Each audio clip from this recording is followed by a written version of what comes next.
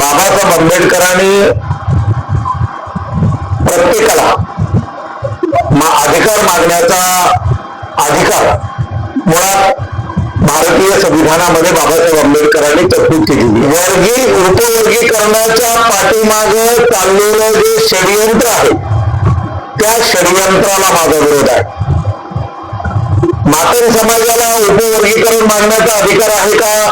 तो 100% तो अधिकार आहे की बाबासाहेब आंबेडकरांचा विचार या झपाट्यानं या देशामध्ये वाढतोय, या देशातल्या समूहामध्ये जातोय आणि बाबासाहेबांच्या विचारानं लोक भारावून गेलेले आहेत. आणि बाबासाहेबांचा विचार जर अशा पद्धतीने वाढला, आंबेडकरी विचार जर अशा पद्धतीने वाढला तर मनुवाद्यांचं आणि या देशातल्या धर्मांध शक्तीचं या देशातून उच्चाटन झाल्याशिवाय राहणार नाही अशी भीती धर्मांध शक्तीला वाटते. म्हणून असे आपसामध्ये भांडण लावण्याचं काम सुरू झालेलं आहे. जसं मराठा आणि ओबीसी मध्ये भांडण लावले त्याच पद्धतीने मातंग आणि बौद्ध, महार आणि बौद्ध अशा पद्धतीचं जाणीवपूर्वक भांडण लावण्याचा प्रयत्न चालू आहे. माझी बौद्धांच्याही लोकांना विनंती आहे, माझा बौद्ध समाज आहे त्यालाही विनंती आहे की आपण बाबासाहेबांच्या चळवळीचं नेतृत्व करतोय. मातंग समाज आपला छोटा भाऊ, बाबासाहेबांची एकच आठ होती की तुम्ही शिकलं पाहिजे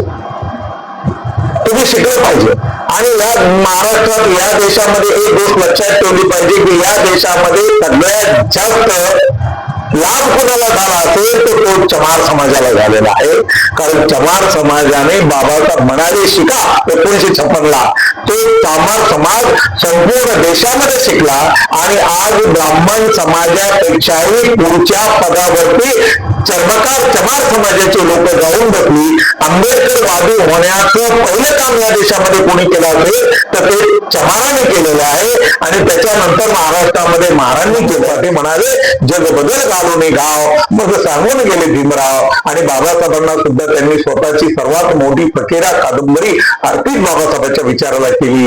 एवढं मोठं अण्णाभाऊ साठेंनी शेवटच्या क्षणामध्ये केलेलं कर्तृत्व आहे. त्या कर्तृत्वाला जागण्याचं काम आपण म्हणजे अनुसूचित जाती जमातीतल्या सगळ्यांनीच केलं पाहिजे.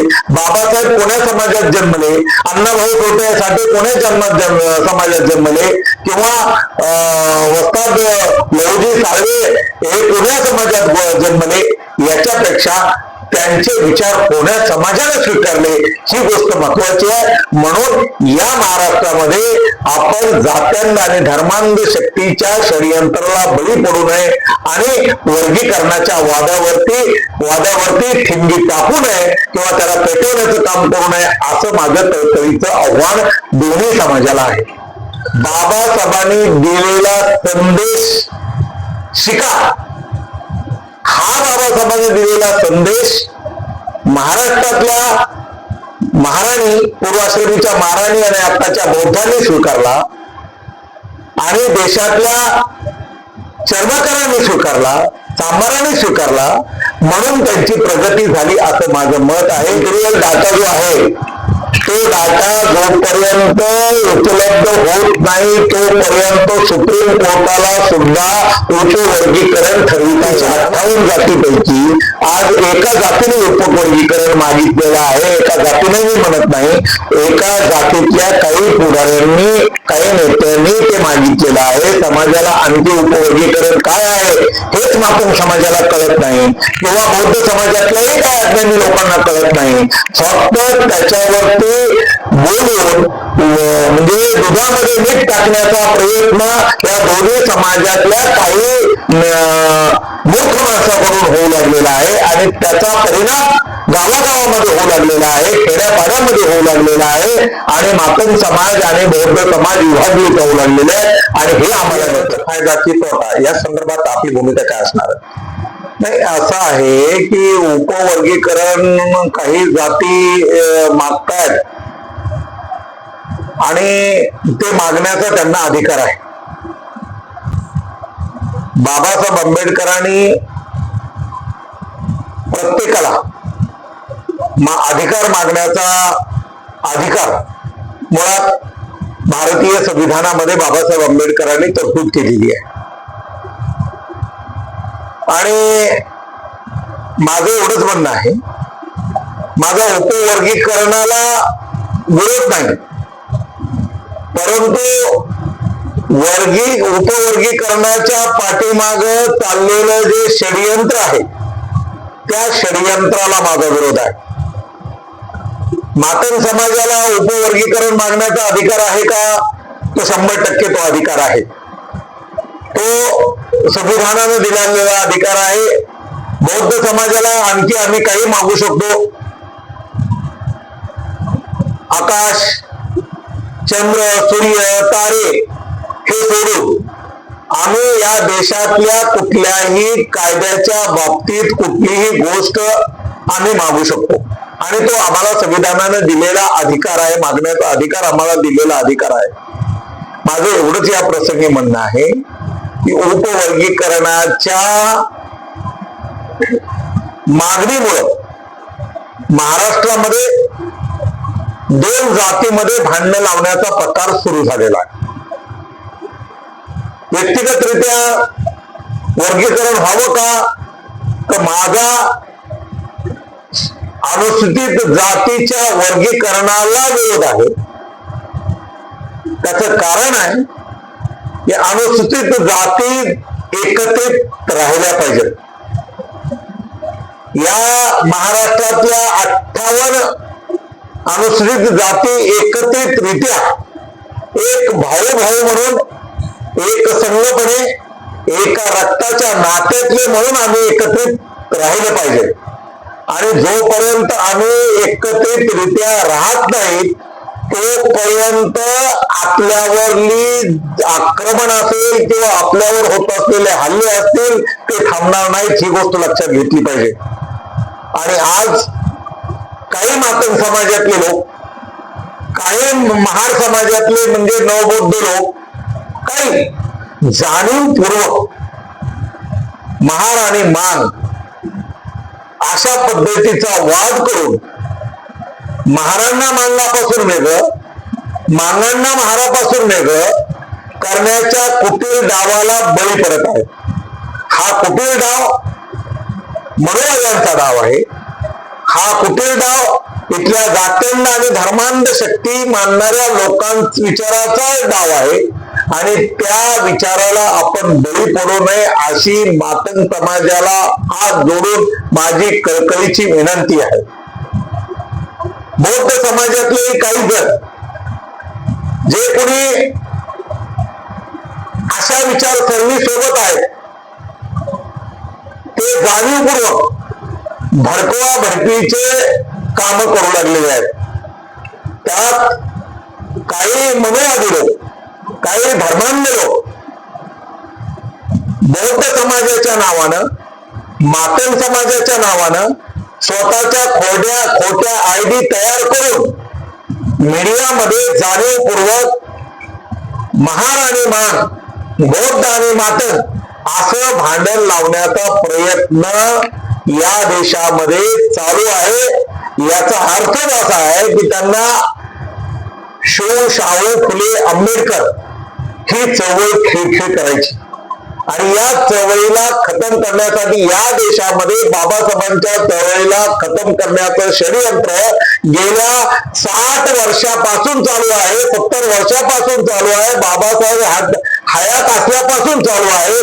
कोणी माईचा लाल आंबेडकरी चळवळीला, आंबेडकरी विचाराला संपवू शकला नाही. उलट आंबेडकरी विचार या देशातल्या अनुसूचित जाती जमाती सोबतच या देशातल्या ओबीसी मध्ये, या देशामधल्या काही अंशी उच्चवर्णीयामध्ये सुद्धा बाबासाहेबांचा विचार मोठ्या प्रमाणामध्ये वाढलेला आहे आणि या देशातल्या संबंध 85% समाजाने बाबासाहेब आंबेडकरांचा विचार स्वीकारलेला आहे.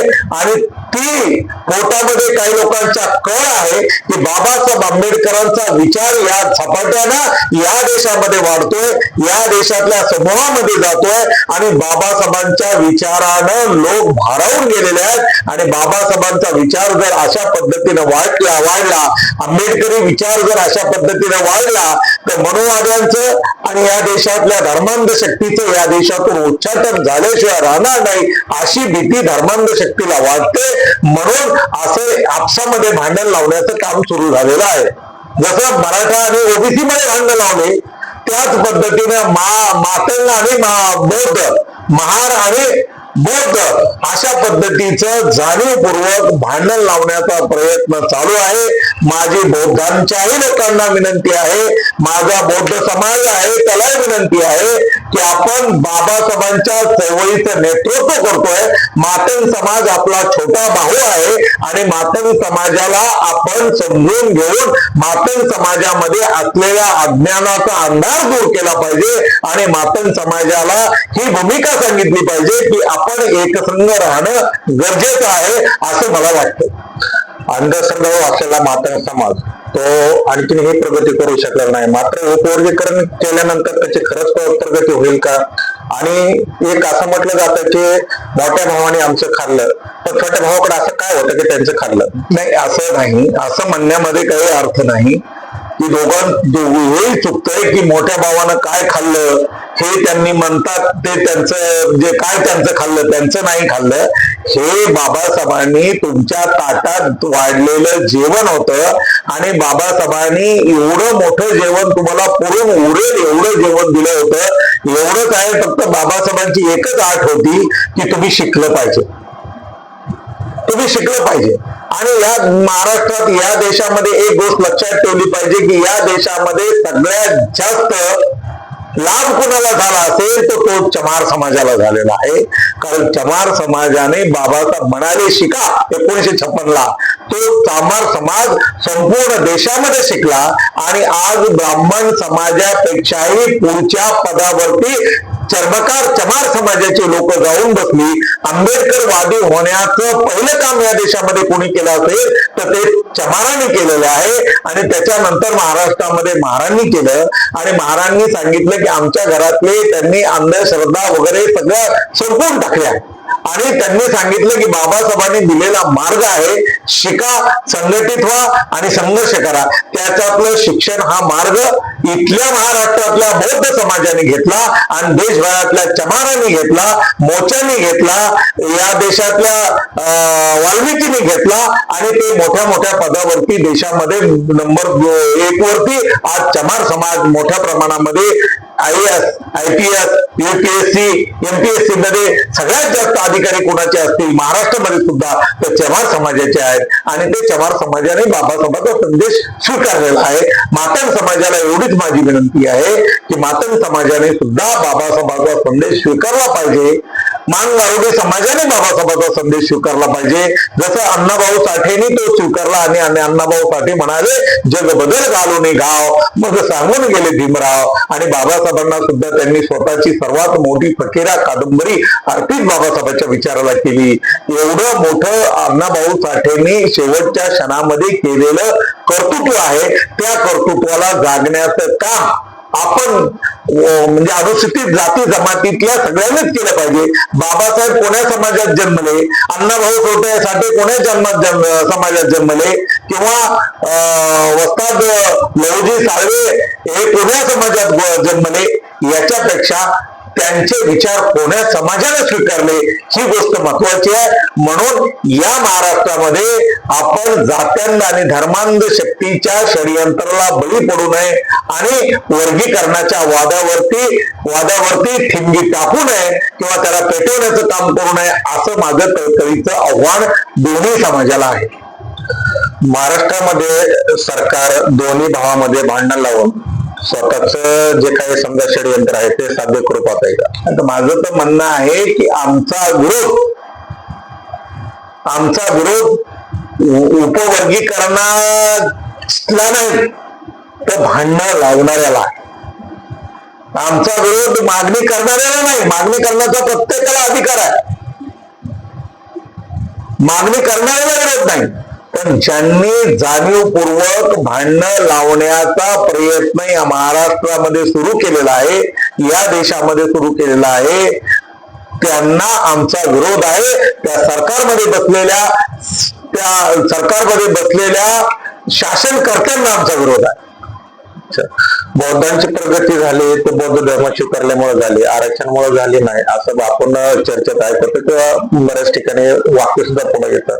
मात्र ह्याचा आदर्श घेऊन मातंग समाजाने बरेच बौद्ध धर्म स्वीकारला, मात्र जे प्रगती झाली. पण ज्यांना बौद्ध धर्माचं कुठलं नॉलेज नाही असे जे काही अंधश्रद्धाळू समाजामधील लोक आहेत ते आज खूप व्याग्र होऊन किंवा वेगवेगळ्या पद्धतीने त्यांची भूमिका मांडत आहेत. नाही मी मी मी मी याच्यात तुमच्यात एक दुरुस्ती करतोय की फक्त बौद्ध धर्म स्वीकारल्यामुळं बौद्धांची प्रगती झाली असं मी मानत नाही.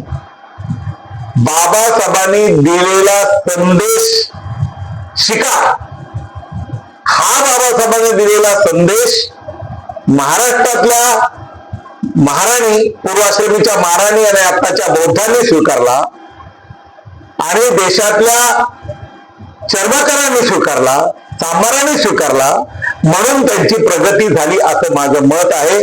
मायावती कांशीरामजींनी हा बाबासाहेबांचा संदेश विशेषतः म्हणजे कांशीरामजींनी हा बहुजन समाजामध्ये पोहोचविला आणि बहुजन समाजाची आज जी काही प्रगती झाली ती प्रगती जी काय आहे ती बाबासाहेबांचा विचार कांशीरामजीच्या माध्यमातून देशातल्या लोकांनी स्वीकारला म्हणून बहुजन समाजाची प्रगती झालेली आहे. साहेब, शेवटचा प्रश्न असा राहील की हे जे काय आता उपवर्गीकरणाची जे काय मागणी होते ते संविधानिक आहे का वैधानिक आहे? नाही, असं आहे की या देशातल्या सर्वोच्च न्यायालयाच्या बेंचनं उपवर्गीकरणाच्या बाबतीत काही त्यांची भूमिका मांडलेली आहे आणि काही राज्यामध्ये उपवर्गीकरण सुद्धा झालेलं आहे. कर्नाटक असेल, तेलंगणा असेल या राज्यामध्ये सुद्धा उपवर्गीकरण झालेलं आहे. उत्तर भारतामध्ये उपवर्गीकरणाची मागणी आली का? तर 100% आली होती. परंतु जो तिथला आंबेडकरवादी चमार समाज आहे, ज्या चमार समाजानं आंबेडकरी विचाराचं ओझं स्वतःच्या खांद्यावर घेतलेलं आहे, ते नेतृत्व करतायत, त्यांनी जे उपवर्गीकरण मागणाऱ्यांच्या घरामध्ये जाऊन त्यांच्या वस्त्यामध्ये त्यांना जाऊन सांगितलं की बाबांनो, आपण जर फुटलो तर आपली प्रगती तर होणार नाही, परंतु अन्याय अत्याचार मोठ्या प्रमाणात वाढतील आणि अन्याय अत्याचार वाढून आपल्यामध्ये विभाजन करून शत्रू आपल्यापेक्षा मोठ्या प्रमाणात हवी होईल हे त्यांना समजून सांगितल्यामुळं उत्तर भारतातल्या कुठल्याही अनुसूचित जातीच्या समूहाने उपवर्गीकरणाची मागणी केली नाही, म्हणून ती थांबलेली आहे आणि म्हणून उत्तर भारतामध्ये उपवर्गीकरण झालेलं नाही.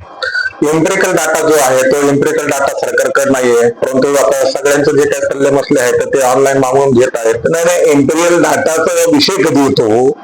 एम्पिरियल डाटा त्यांच्याकडे नाही तर मग उपवर्गीकरणाची मागणीच कसं काय तुम्ही लोकांमध्ये गैरसमज पसरवत आहेत? एम्पिरियल डाटा जो आहे तो डाटा जोपर्यंत उपलब्ध होत नाही तोपर्यंत सुप्रीम कोर्टाला सुद्धा उपवर्गीकरण ठरविता येणार नाही. आणि म्हणून तूर्त तरी माझं म्हणणं आहे की आजचा बौद्ध महाराष्ट्रातला आणि महाराष्ट्रातला मातंग हे दोन भाऊ आहेत, सख्खे भाऊ आहेत. त्या दोन्ही भावांनी एकत्रित राहणं गरजेचं आहे आणि समाजावर होणाऱ्या अन्याय अत्याचाराच्या विरोधामध्ये आपण एकसंघ या महाराष्ट्रामध्ये पाय रोवून उभं राहिलं पाहिजे अशी माझी इच्छा आणि विनंती आहे. साहेब, इतर राज्यामध्ये प्रत्येक एसटी याचे उपवर्गीकरण जे आहे ते संख्येनुसार झाल्याचं आपल्याला कळतं. मात्र आता अ, ब, क, ड असे 59 जातीमध्ये आता हे 4 गटामध्ये 59 जाती विभागले जाणार. तर आता हे मातंग समाजाची जी काही उपवर्गीकरणाची मागणी आहे तर तो कोणत्या गटामध्ये येऊ शकतो? नाही, माझं असं म्हणणं आहे की अ, ब, क, ड हे आज झालेलं नाही. ओबीसी मध्ये सुद्धा अ, ब, क, ड झालेलं आहे.